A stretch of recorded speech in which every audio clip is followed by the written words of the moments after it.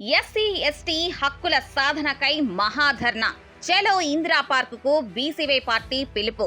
ఆ 12 ప్రధాన హామీలు కేవలం కాగితాలకే పరిమితమా అని ప్రశ్న. చేవెళ్ల డిక్లరేషన్ అమలు కోసం బీసీవై పార్టీ సమర శంఖం. తెలంగాణలో ఎస్సీ ఎస్టీ సామాజిక వర్గాల చట్టబద్ధమైన హక్కుల సాధన కోసం ఎన్నికల వేళ ఇచ్చిన హామీల అమలు కోసం భారత చైతన్య యువజన పార్టీ సమరభేరి మోగించింది. దశాబ్దాలుగా వెనుకబాటుతనానికి గురవుతున్న దళిత గిరిజన హక్కులను కాపాడడమే ధ్యేయంగా ఆగస్టు 8న హైదరాబాద్ లోని ఇందిరా పార్క్ ధర్నా చౌక్ వేదికగా భారీ మహాధర్నాకు పిలుపునిచ్చింది. ఎన్నికల సమయంలో కాంగ్రెస్ పార్టీ ప్రతిష్టాత్మకంగా ప్రకటించిన చేవెళ్ల డిక్లరేషన్ లోని 12 ప్రధాన హామీలు కేవలం కాగితాలకే పరిమితమయ్యాయి. కాంగ్రెస్ ప్రభుత్వం అధికారంలోకి వచ్చి ఇప్పటికీ 2.5 ఏళ్లు దాటింది. మరో 4 నెలల్లో 3 ఏళ్లు పూర్తవుతుంది. ఇప్పటికీ ఆ హామీలు అతీగతి లేవు.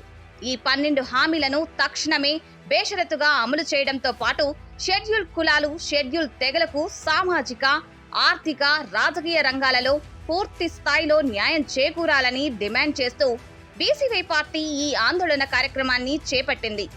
ఇది కేవలం ఒక రాజకీయ ధర్నా మాత్రమే కాదు, సమాజంలో అట్టడుగు ఉన్న ఎస్సీ ఎస్టీ వర్గాల ఆత్మగౌరవ పోరాటం. రాజ్యాంగబద్ధమైన రిజర్వేషన్లను, సంక్షేమ పథకాలను, వారి చట్టబద్ధమైన హక్కులను ఎలాంటి అడ్డంకులు లేకుండా సమర్థవంతంగా అమలు పరచాలని డిమాండ్ చేస్తుంది బీసీవై పార్టీ. దళిత గిరిజన యువత విద్య, ఉపాధి, నైపుణ్యాభివృద్ధి, స్వయం ఉపాధి సాధించేందుకు వీలుగా ప్రత్యేక నిధులను కేటాయించి వాటిని సద్వినియోగం చేయాలని బీసీవై పార్టీ ప్రభుత్వానికి అల్టిమేటం ఇస్తుంది. ఈ మహాధర్నా కార్యక్రమాన్ని విజయవంతం చేసేందుకు బీసీవై పార్టీ పీఏసీ మెంబర్, ధర్నా ఇన్ఛార్జ్ తీగల అశోక్ కుమార్, అలాగే 57 ఎంబీసీ కులాల హక్కుల పోరాట సమితి జాతీయ అధ్యక్షులు బైరి వెంకటేశ్వరం ఆధ్వర్యంలో భారీ ఏర్పాట్లు జరుగుతున్నాయి.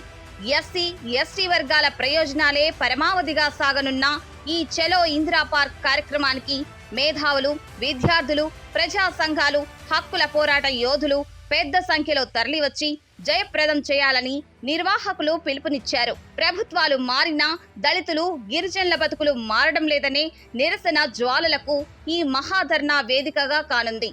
ఇప్పటికైనా పాలకులు స్పందించి ఇచ్చిన మాట నిలబెట్టుకుంటారో లేక ప్రజా చైతన్య ఆగ్రహానికి గురవుతారో వేచి చూడాలి.